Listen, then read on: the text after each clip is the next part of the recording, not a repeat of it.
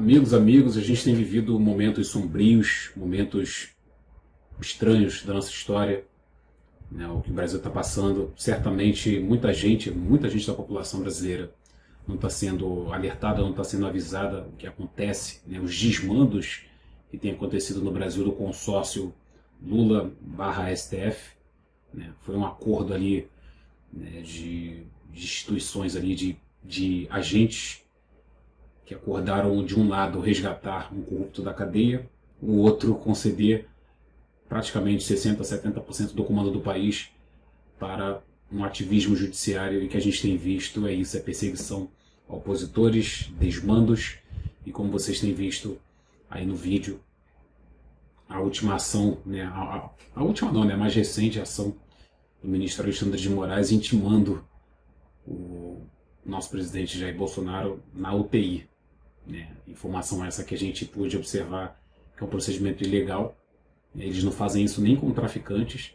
É uma proposta, um intuito aí de humilhar mesmo, rebaixar, né, constranger nosso querido presidente. A gente já sabe que toda a peça já está montada desse teatro do 8 de janeiro, e eles estão ali avançando ali, passando por cima de toda a Constituição, todas as leis, para poder confirmar a sua narrativa do suposto golpe do 8 de janeiro. Infelizmente, tardiamente, mas enfim, a gente se agarra a tudo que for legal, tudo que for honesto contra essa tirania. O ministro, terrivelmente terrível, no caso André Mendonça, tem dado sinais vitais ali, pena que muito tarde, contra os dois projetos aí de tiranos do Supremo, no caso o psicopata do Alexandre de Moraes, né, e o comunista Flávio Dino. Vou trazer aqui para vocês poderem observar não vou dizer um bate-boca ali, mas houve um desentendimento, porque o natural do judiciário é isso, é ter discordância, ter discussão, ter divergência em ações. Né? Se fosse para todo mundo falar a mesma língua, seria um chá da tarde. Né? E o ministro André Mendonça ele tem dado sinais vitais de reação. Olha só o que ocorreu hoje no plenário do Judiciário. Vamos assistir, olha só. Eu estou dizendo que nós não admitimos, mas na prática, se nós restringirmos, então eu não posso isso vai chegar lá, né? partir desse pressuposto. Então nós vamos, e não são só as pesquisas do Google, nós estamos aqui autorizando as comunicações. Uma série de dados de um número indeterminado de pessoas. Por isso que eu estou falando, é um dilema. Qual o limite da investigação? Nós podemos tomar decisão, por exemplo, eu apoiaria, não precisa ter sigilo bancário e fiscal. Por que teríamos? Vamos acabar. Não, mas desculpa, qual a relação? Qual a relação disso com a relação é gigante. Nenhuma. A relação é gigante. Nenhuma. Vocês observam que o psicopata ele detesta ser contrariado. Eles estão fazendo ali mais uma das ações ali para poder quebrar sigilo de cidadãos comuns. E certamente, partindo do pressuposto dessa figura e desse sujeito, você não pode esperar coisa boa que agregue para o povo brasileiro. Pelo contrário, você pode esperar mais arbítrio, mais invasão de privacidade. Vamos prestar atenção. Eu estou invadindo as comunicações das pessoas. Não, mas há uma investigação prévia que aponta essa necessidade. Não tem nenhuma relação com acabar com o sigilo bancário das pessoas. Nenhuma relação. Eu, quando faço uma quebra dessa natureza, eu pego tudo. Eu pego o que tem de bom, o que tem de ruim, o que tem de intimidade, o que tem correlação com o crime específico, o que não tem... Quando se faz uma interceptação telefônica também. E tudo que não é relacionado é descartado. Mas é relacionado a pessoas determinadas, da mesma forma, nós não a vamos pessoas indeterminadas. Não, a pessoas indeterminadas. Todo mundo que ligar para aquele que estiver sendo grampeado é gravado. Mas, lógico...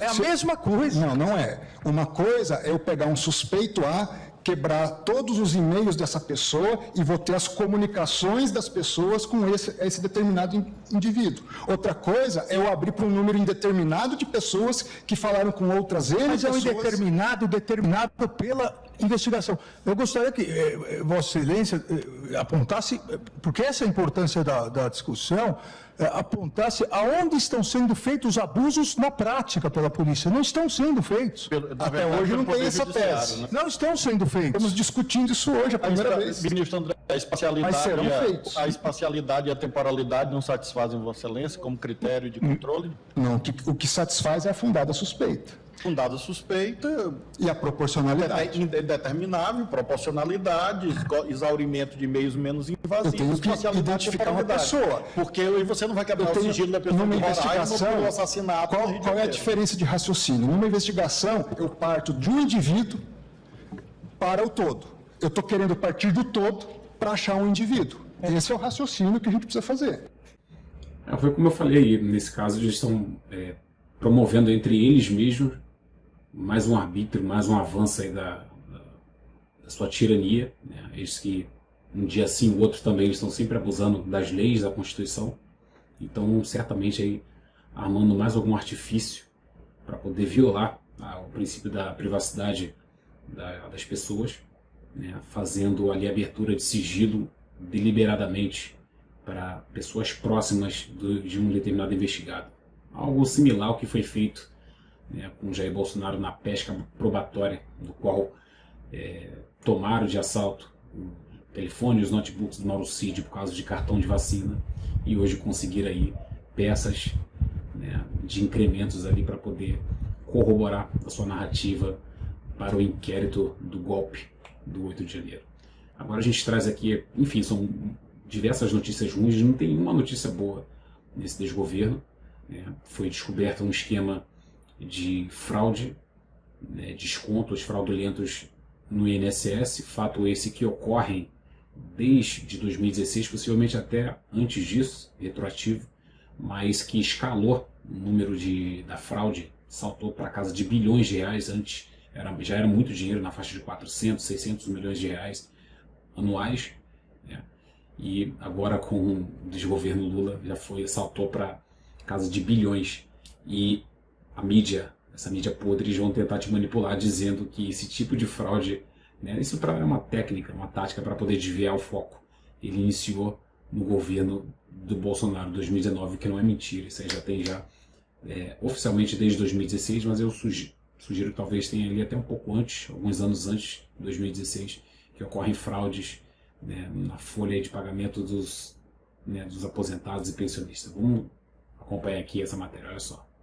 Da Advocacia Geral da União, para ajudar as pessoas, colocar os advogados, tentar enxugar o time desse processo, a estrutura do INSS e as regras sobre como você recuperar esse dinheiro, elas jogam contra o aposentado. Então, um exemplo, hoje o aposentado ele consegue ir no INSS para pedir para estancar a sangria, para parar a cobrança, mas ele não consegue do INSS reaver o dinheiro. Ele tem duas opções, uma delas muito cruel, e é o sistema, isso está em portaria do INSS. Uma delas é procurar o fraudador, a entidade, e outra dela é pedir para o INSS intermediar essa procura. Mas como a gente viu aí o INSS com a cúpula retirada por suspeita de corrupção ativa e passiva, falsificação de documentos e associação criminosa, vai ser muito difícil esse processo, porque ele demanda tempo. Não tem muito como ser rápido. Um aposentado, por exemplo, que foi roubado durante um ano, já no mês que vem receber. É tão assim, tem uma burocracia que o próprio sistema impõe, é tanto que é assim, que na coletiva de ontem, eu não lembro qual ministro, mas enfim, um dos integrantes do governo na coletiva de ontem disse, olha, a gente nem consegue fazer já a interrupção já no mês que vem, porque a folha já está correndo. O sistema joga contra o aposentado, isso é muito cruel.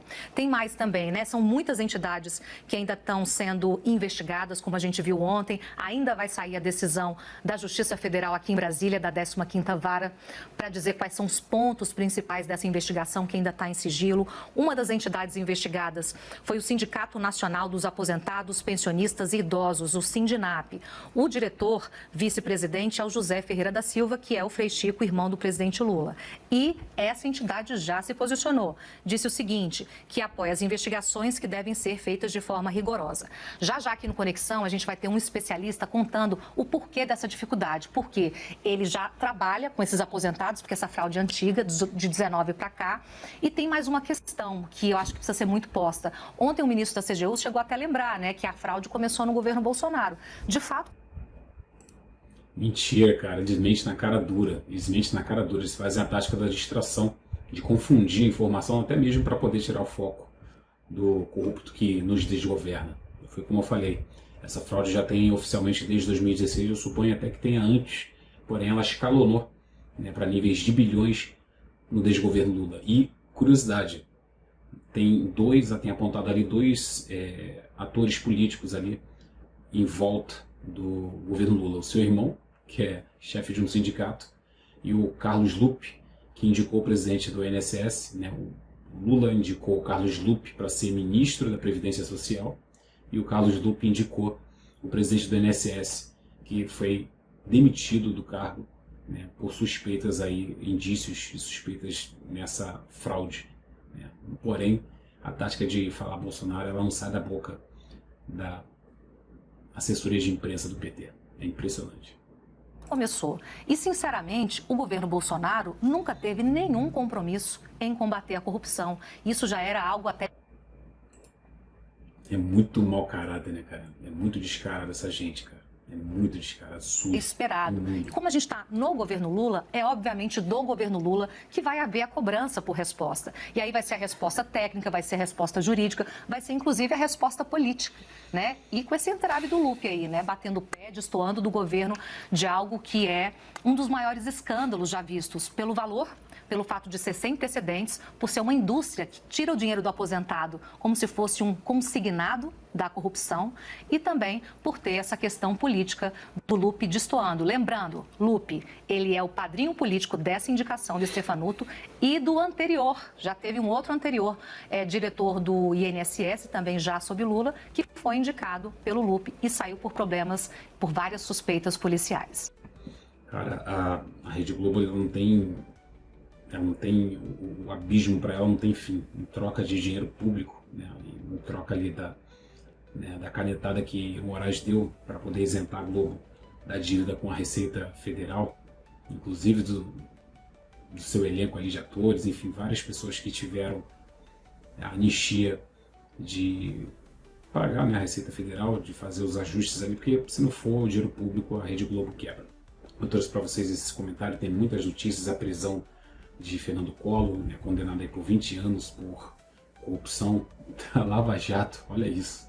Cara, o Brasil é muito bizarro mesmo. Enfim, eu trouxe esse vídeo para vocês ficarem cientes dos últimos acontecimentos, né? Deixa seu comentário, deixa seu gostei aí, para que o vídeo possa ser recomendado, eu possa trazer mais conteúdos.